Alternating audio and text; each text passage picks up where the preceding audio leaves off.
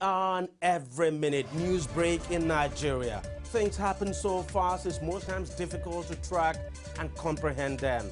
But that's what we do right here on Digi360. 2015, would you want to come back again? It's like asking Jesus Christ if he knew he was going to die, will you want to come back as the savior of the world again? We do not just help you track the stories, we break them down, explore all the angles, analyze the issues so that you can fully comprehend the stories and use them to make the right decisions.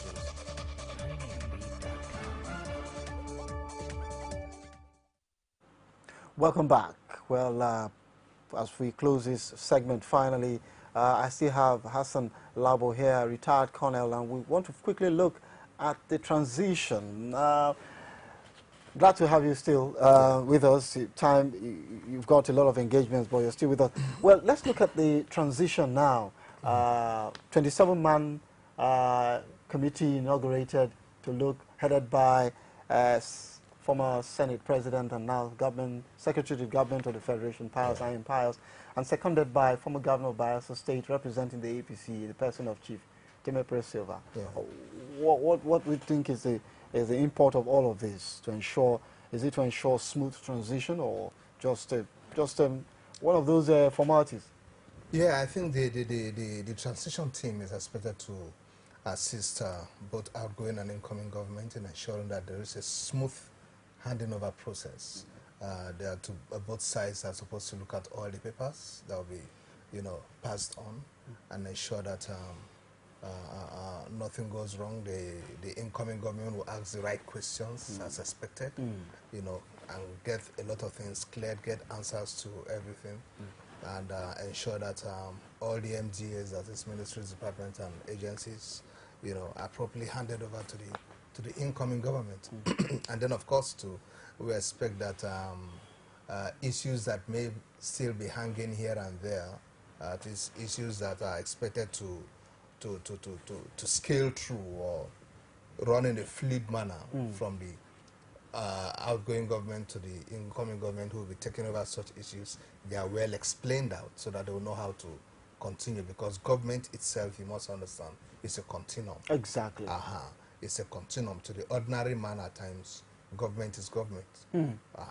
So you look at certain things that had started, certain projects that are so meaningful to the ordinary Nigerian, and you see how you can actually continue without any destabilization and things like that.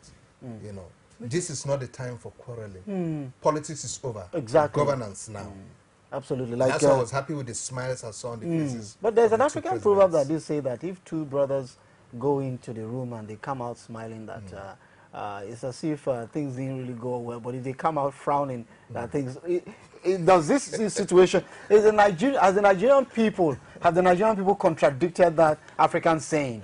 That not really, in all cases. In politics, if people come out and smile, it means that all has gone well? Yes, yes. I think in this case, it's okay. It's okay. Yes. All right, but before we let you go, that's the president there again, talking about the fact that, but there's a term that came from the president. He said, he referred to both of them as president. Yeah, of course. And then, of course, when they asked the president-elect, he said that the president has spoken. So I said the presidents spoke, glowingly and, of course, simply about the transition, which is very, very key. Yeah. Like you rightly said, governance is a continuum. It's for the people. Yeah. Whether whoever that is there is not really their problem. What they want is the goods of governance to be delivered to them.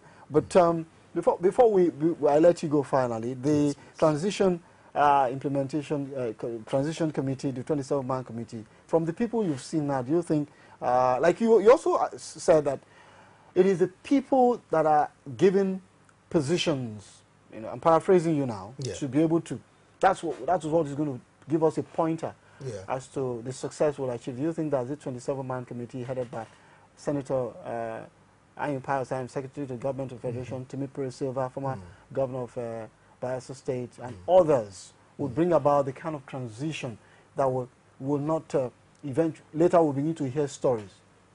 The faces, like I said initially, the faces we see on board, especially the incoming government, because I think that's where my concern really is. Whenever I look at the other side, I'm never ever impressed with faces I see there. Never ever impressed. The faces I see on board on the incoming government would tell every Nigerian whether I think yes, we are on for business or not. And I think I'm satisfied with what I'm seeing from the APC side. You know, I'm satisfied with what I'm seeing. Faces, you can really say yes. I think we need such faces, not people who have all sorts of tinted, you know, images around them and so on. You know, if there only one person who probably one might want to say, but what is happening with this man? I think that's Silva. Oh, Timmy Pre-Silva? Yeah, Timmy Pre-Silva. I don't know. I know there used to be some issues concerning him. I don't know if that has been taken care of or whatever. I wouldn't know because I didn't follow up on such cases. But frankly speaking, I'm impressed with what I see. By whatever the case, this is just a transition committee. By the time the cabinet comes on board, then we will know. We can now say yes. And I trust the incoming president. His cabinet cannot just be. Already he has been telling us he does not want. What was it? What we saw in the paper today? The Senate presidency, that he wouldn't want somebody with who have graft cases around. Yes, and even his cabinet too. He has said he does not want individuals who have also questionable characters. Yes, questionable characters on board. Well, thank you very much. Hassan Labo is a retired colonel, and I still maintain that he loves Nigeria a lot. That's why he's here, talking about how the country can move forward. We'll go for that break, and then when we come back, we'll have another guest who will be telling us his own views about how affairs should go in the country. Stay with us. Thank you, my father. Thank you. From time immemorial, women have birthed life, shaped character, and by extension, influenced the society. Moremi of Ife, Emoten of Benin, Queen Aminat of Zaria, all women of influence and power. Whether it's before election, after election. How ironical. Women being so powerful, yet have few grounds in decision making. They see you as a wife, and I see you as a wife to a man. We are talking women in politics. A woman will be bold enough to stand up and say, I want to become president of Nigeria. Only on Core TV News.